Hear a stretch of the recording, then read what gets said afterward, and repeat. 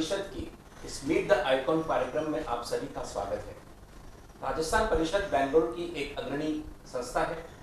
ये पिछले 45 वर्षों से समाज के उत्थान में, समाज की शिक्षा की जरूरत, समाज की चिकित्सा की जरूरत, समाज के जुड़ाव में लीन है और इसी उद्देश्य को ध्यान में रखते हुए मीट द आइकॉन कार्यक्रम का आयोजित किया गया है। इस कार्यक्रम में हम उन महानुभाव, उन शख्सियत से रूबरू होते हैं जिन्होंने अपने जीवन में, अपने व्यवसाय में, अपने पेशे में, अपने समाज में कोई न कोई एक ऊपर का एक स्थान प्राप्त किया है।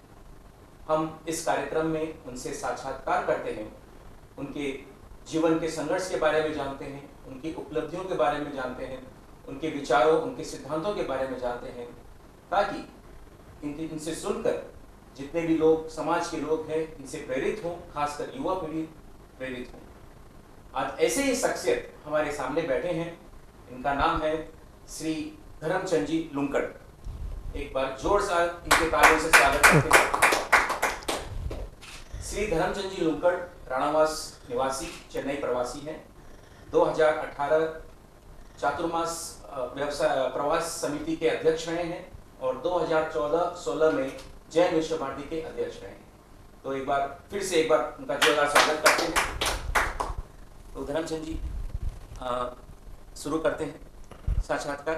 तो शुरू करने से पहले हम आपको बचपन में ले जाना चाहते हैं। आपका जो बचपन काल था, आपका शिक्षा काल था, तो उसके बारे में हमें कुछ बताइए।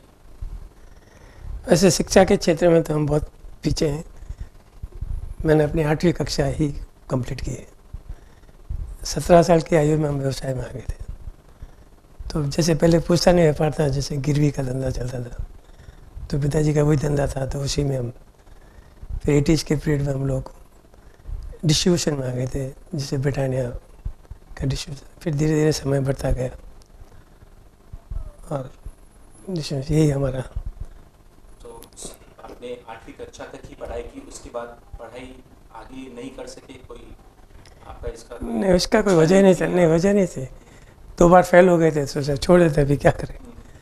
और फिर छोटी उम्र में सगाई भी हो गई थी, तो उस समय एक ट्रेंड चलता था कि भाई सगाई रहेगी, अब कहीं पढ़ाई करें। छोटी उम्र में सगाई? हाँ, तो फिर हमने छोड़ दी। तो आप जब तक पढ़ाई करते थे, आप कैसे स्टूडेंट थे? नहीं, अच्छे स्टूडेंट होते तो आगे पढ़ते ही थे, अच्छे नहीं थे, इसके लिए छोड़ दिए। अच्छे स्टूडेंट का ये नहीं है कि अच्छे स्टूडेंट ही कुछ बोल सकते हैं एजुकेशनल वाइज। हाँ, नो, नॉट एजुकेशन वाइज। आपका बचपन जैसे क्लास स्कूल में जाते थे, अच्छे मतलब पढ़ाई में तो आप ऐसे हैं, पर आपका जो नटखट स्वभाव था, शांत स्वभाव है, या कैसे आपका बचपन था? How were you called as, how were you recognised as? बचपन का, not in terms of knowledge और एग्ज़ाम्स, बचपन आपका कैसे रहा? कैसे नाम से आप जाने जाते थे? जैसे नटोरियस हो, मस्तीखोर हो, या बहुत ही शांत स्वभाव के हो, या कुछ आइडेंटिटी आपने बचपन में क्या क्रिएट की थी? बचपन से एक चीज़ था कि ऐसा कुछ करें। हाँ। तो शुरू से क्रिएटिव दिमाग था कि भाई छोटी उम्र में हम चाहते थे कि भाई उसमें हम देखते कि बहुत बड़े एजुकेटेड लोग जो हमारी दुकान में काम करते थे, तो हाईली एजुकेटेड थे। हाँ। तो उस समय उनकी पगार थी 150-200 रुपये उस ज़माने में। तो हमने सोचा इतना पढ़ने के बाद 200 रुपये कमाना है, तो क्यों नहीं हम अपना ही धंधा करके इसे बेहतरीन कमा सकते हैं। वो शुरू से एक दिमाग में रहता था। मतलब तो 18 साल की उम्र में हमने बिजनेस में अपना कदम रख लिया। अगर बैक टू स्कूल चले जाते हैं, हम रिवाइंड करते हैं अपना जीवन को, तो वो कौन सा यादगार पल है जो आप आज भी मंद मंद मुस्कुराते हो, या फिर आपको याद दिलाती है कि ये पल मेरे को हमेशा याद रहेगा? वो तो आज के युग को कंपेयर करते हुए उस जमाने का हम सोचें, हाँ, तो ऐसे हजारों पल मिल जाएंगे जो आज की तारीख में यादगार होंगे। क्योंकि अब जो हम देख रहे हैं, उस समय जो दोस्ती हुआ करती थी, एक भाईचारा था। और जब दोस्तों के साथ उस ज़माने में रहते थे, कम पैसों में, हार्डली हम स्कूल जाते तो 25 पैसे मिलते थे। हाँ। बस में ट्रैवल करना 10 पैसा आना जाना 20 पैसा, 5 पैसे खर्चे में भी बड़ा आनंद होता था। और 5 दोस्त मिलकर 25 पैसे इकट्ठे किए, 5 दिन इकट्ठे किए, फिर कभी मूवी चले गए, कहीं चले गए। तो वो अवसर ऐसा था कि जिसका हम कोई तोड़ ही नहीं है, वो तो आज के युग में तो आप असंभव है। असंभव है। सूरज की हद शाम तक होती है, चांद की हद रात तक होती है। हम दोस्ती में दिन रात नहीं देखते, क्योंकि हमारी दोस्ती की हद आखिरी सांस तक होती है। मतलब आपकी दोस्ती वैसे उस स्टाइल की है। तो ये तो रहा बचपन आपका के बचपन से आपने कदम रखा बिजनेस की ओर। तो आपका बिजनेस की ओर कदम रखना और कैसे मोड़, मतलब what shift you had in your life? Business में हमने शुरुआत में जैसे लॉटरी से, मेरे परिवार में मेरे मौसा जी के 2 भाई थे, हमारे मौसियात भाई, उन सबका लॉटरी का काम था। हाँ, they are number 1 in India. तो हम उन्हीं के साथ आज भी? आज भी है। ओके। तो हम लोगों ने लॉटरी का काम चालू किया। तो लॉटरी में हम जो बढ़े, फिर एक वक्त आया कि भाई लॉटरी में हमने काफ़ी कुछ देख लिया, क्यों नहीं कोई नई इंडस्ट्री में जाए। हाँ। तो उस समय एक थोड़ा सी फिल्म इंडस्ट्री में गए, और वो इतना बैड एक्सपीरियंस रहा कि जीवन में अगर किसी को दुश्मनी करवानी है, हाँ, तो उसे कुछ मत करना, प्रोड्यूसर बना देना उसको। क्योंकि ऐसे बहुत कम लोग हैं जो सक्सेस हुए हैं। क्योंकि जिसका या तो खाली पैसे रहने से ही सब कुछ होता है, हाँ, वो नहीं होता है। जब तक आपको उस चीज़ की नॉलेज नहीं है और हम उस लाइन में घुस गए, तो बहुत काफ़ी लॉस किया। वो भी एक अच्छा अनुभव हुआ। हाँ, अनुभव हुआ। फिर 97 में हमने वो बिजनेस बंद कर दिया। हाँ, अगले 3 साल के लिए टोटल बंद कर दिया, क्योंकि we got huge loss. Okay.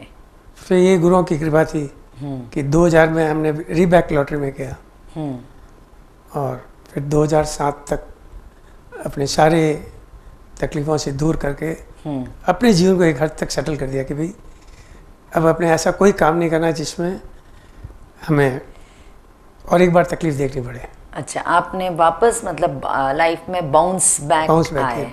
और आपने बाउंस बैक आते आते हुए भी आपने ये कह दिया एक शब्द, गुरुओं की कृपा थी। तो आप गुरुओं की कृपा और धर्म के साथ जुड़े हुए हो। जैसे आप अध्यक्ष भी थे 2018 के चतुर्मास समिति के। तो आपको गुरुओं की कृपा का वर्ड को आप कैसे अनुवाद करेंगे कि आपको गुरु क्या अहमियत रखती है लाइफ में, और what is the main role of a guru to us and why we require guru? एक पल ऐसा आ गया था कि जब हम बहुत परेशान थे, तब गुरुदेव महाप्रज्ञ जी ने, हमने दर्शन किए थे, तो मैंने कहा गुरुदेव ऐसी स्थिति है, हमें लोगों को देना है, और इतनी क्षमता नहीं है कि हमारे पास इतना पैसा भी नहीं कि हम कर्ज लाके भी दे सकें। हाँ। क्योंकि ह्यूज लॉस बहुत बड़ा था। गुरुदेव ने ऐसे मंगल पाठ सुना कि नियत अच्छी है ना, आपको पैसा देना है, ये आप नियत रखो, काम करो। और उनका मंगल पाठ का असर, मैंने जब उनसे जाकर निवेदन किया, सुबह गुरुदेव बुलाए, मंगल पाठ दिए, बोले ठीक है, ज़िंदगी में उतार चढ़ाव होता है, मनोबल रखो और अच्छे से काम करो, लेकिन ये दिमाग में रखो कि हम किसी को धोखा न दें, जिनको देना है उनको देना है। उस लक्ष्य को रख के हमने वापस रीबाउंस किए। जब गुरुदेव शिरियारी पधारे, तो मैंने एक प्रण लिया था, अगर मेरा सारा कर्ज समाप्त हो जाएगा तो मैं 5 महीने शिरियारी में सेवा करूँगा। अच्छा। और मैंने 5 महीना सेवा की, सारे बिजनेस को छोड़ के। मतलब वो डेडिकेशन और था। उस समय जब बिजनेस मेरा टॉप में चल रहा था, तब मैंने छोड़ दिया कि भाई आज हम कुछ भी हैं तो उनके पुण्य प्रताप से हैं। तो हमने एक मन में ठान ली थी, हमने किसी को कहा नहीं, लेकिन हमने जाके शिरियारी में फिर तब से एक लक्ष्य बना दिया कि जब भी गुरुओं का चातुर्मास कांटा क्षेत्र में पधारना हो या चातुर्मास हो, क्योंकि मेरे गांव में 82 में राणावास में आचार्य तुलसी का चातुर्मास हुआ, जब खाली 20 घर ही हुआ करते थे। हाँ। और उस चातुर्मास में मेरे पिताजी ने 5 महीना सारा बिजनेस क्लोज करके वहीं लेके गए, क्योंकि हमारे पिताजी का एक लक्ष्य था कि अगर मंदिर मानो या धाम मानो तो शिरियारी चले जाना। जब भिक्षु के साक्षात दर्शन करने हैं तो आप पट पर विराजे आचार्य का दर्शन कर लो, स्वयं भिक्षु को देखना है तो पटधर का दर्शन करो, और मंदिर की इच्छा हो तो शिरियारी चले जाओ, वो तुम्हारा धाम है और भिक्षु यहाँ पर है। तो धाम की भी, देखो घर की भी महत्व होता है और पिता की भी महत्व होता है। घर और पिता दोनों एक है। मैं तो शिरियारी को मैं समझता हूँ कि तेरापन धर्म संघ का वो घर है और गुरुदेव है भिक्षु। और अपने पिता की तो बात आप मानते ही हो पूरी, तो पूरी बात। तो आज जितने भी हम इंटरव्यू जब भी किसी का लेते हैं और सुनते हैं, मतलब कहीं भी उनके मन के अंदर एक परिवार जुड़ जाता है जैसे आपने बातों ही बातों में गुरुदेव की बात कर ली, अभी आपने नेक्स्ट सेंटेंस बोल दिया कि मेरे पिताजी ने ये कहा, मेरे पिताजी ने बोला सिरियारी चले जाओ, जहाँ आपको साक्षात दर्शन अगर करना है तो वहाँ आचार्य के दर्शन कर लो तो आपको भिक्षु के दर्शन हो जाए। तो आपका परिवार का क्या रोल है कंप्लीटनेस, आपको ये कंप्लीट ह्यूमन बीइंग देखने में आपका परिवार का क्या रोल है? किस मायने में? आप एक कंप्लीट ह्यूमन बीइंग हो, जैसे आपने धर्म के साथ जुड़े हो, बिजनेस में आपने अच्छा किया, आप एक आइकॉनिक पर्सन हो, आप एक प्रेसिडेंट के पोस्ट में हो, आप सेवा में इसमें हो, तो परिवार का क्या रोल है इसमें? बिना परिवार तो कुछ हो ही नहीं सकता। हाँ, तो कैसे आप परिवार के जब भी हमने जैसे हमारे फादर ने 30 साल तक राणावास संस्था में सेवा दी, हाँ। तो परिवार का एक लक्षण था कि भी सेवा भाव रखे, और उनका एक लक्ष्य भी था कि जब कोई भी व्यक्ति अगर पद ले ले, पद बड़ा मुख्य नहीं है। ये लोगों की सोच है कि पद मिल गया तो सब कुछ मिल गया। सब मिल गया। जितना व्यक्ति पद मिलने के बाद अपने आप को साधारण मानव समझ ले तो उसके जीवन में कभी तकलीफ नहीं आएगी। न तो समझ, बहुत क्योंकि ही अच्छी बात है कि हमेशा हम पद के पीछे भागते हैं, पर अगर पद मिल जाए और पद की गरिमा को समझ ले और सरल भाव से हम काम करें तो हमारे पीछे पूरी दुनिया है। और मेजरली परिवार का क्या होता है कि हर वक्त अगर गुरुओं की सेवा में कहीं गए तो परिवार भी चाहता कि भाई आप आगे बढ़ो। जब मेरा ऐसा मन में था तो 2010 में हमें गुरुदेव ने एक कॉलेज चल रही है हमारे वहाँ, गणाधिपति तुलसी इंजीनियरिंग कॉलेज, जो हम लोग 15-20 दोस्त हैं और एक 60% होल्डर मेरी मौसी के लड़के हैं, वो स्थानकवासी है। तो उसको हमने लिया था। तब गुरुदेव के पास गए तो उनकी इच्छा थी कि आप जैन विश्व भारती में जुड़ो। इसके पहले मेरा धर्म संघ में सिर्फ गुरुओं के दर्शन करना और सीरियली जाना निरंतर था, लेकिन हरदम जैसे क्षेत्र में साधु संतों के जाना ऐसा कभी था नहीं। लेकिन हमने सोचा जब गुरुदेव ने फरमाया कि आपको विश्व भारती में जुड़ना चाहिए, और सहयोग से 20-25 दिन के बाद उनका देवलोक हो गया। आप जब आचार्य बने तो सुरेंद्र जी चौड़िया को अध्यक्ष पद बनाया वहाँ, तब यहाँ से मुझे मैसेज मिला कि आपको ट्रस्टी के रूप में जोड़ा जाएगा। फिर मैं ट्रस्टी बना। तो हमने सोचा कि दो काम नहीं करना, बिजनेस और ये दोनों साथ करते हैं तो जस्टिफाई नहीं होता है। जब आज पूज्य पौर ने हमें कहा कि भी ये काम करना चाहिए आपको, और हम उनके आशीर्वाद से आज कुछ बन पाए, तो क्यों नहीं, बच्चा भी बड़ा है तो अपना इससे मुक्त हो जाए व्यापार से और सेवा दें। व्यापार तो कभी भी कर सकते हैं भाई, जब आपकी पीढ़ी है तो आप कहीं व्यापार कर सकते हैं। सेवा का अवसर मिला है तो हमें सेवा करनी है। फिर सहयोग से उपाध्यक्ष बनाया गया। फिर एक समय आया तो गुरुदेव ने, हमारी एक इच्छा थी, क्योंकि मैं कांटा के छोटे क्षेत्र से आता था और मेरे थली से बहुत लगाव था, क्योंकि काफ़ी लोगों को मैं जानता था, क्योंकि सुरेंद्र जी के साथ एक टर्म बिता, ताराचंद रामपुरिया के साथ बिता, तो मन में हुआ कि भाई क्यों नहीं हम भी एक बार अध्यक्ष बने। फिर वहाँ जब अध्यक्ष बन के गए और एक अच्छा अवसर मिला, विश्वविद्यालय का 25वां वर्ष भी था, रजत जयंती वर्ष था, तो पूरे हिंदुस्तान में हमारा भ्रमण हुआ। हर हर क्षेत्र में हमने कार्यक्रम रखे, और समनी चैत्र में उसमें वाइस चांसलर थे, तो उनसे और मेरे परिवार से, जैसे मेरी बुआ की बेटी दीक्षित थी, मेरी माँ के मामा जी मामी जी सब दीक्षित थे, तो काफ़ी कुछ धर्म से जुड़े हुए हैं, काफ़ी कुछ। उसके बाद ज्यों नसीब खुला, और चेन्नई में मेरा खुद का इतना रोल नहीं था, चेन्नई जन्म मेरा वही था, लेकिन गुरुओं की कृपा थी एक बार, और चेन्नई चतुर्मास का अध्यक्ष गुरुदेव ने बना दिया।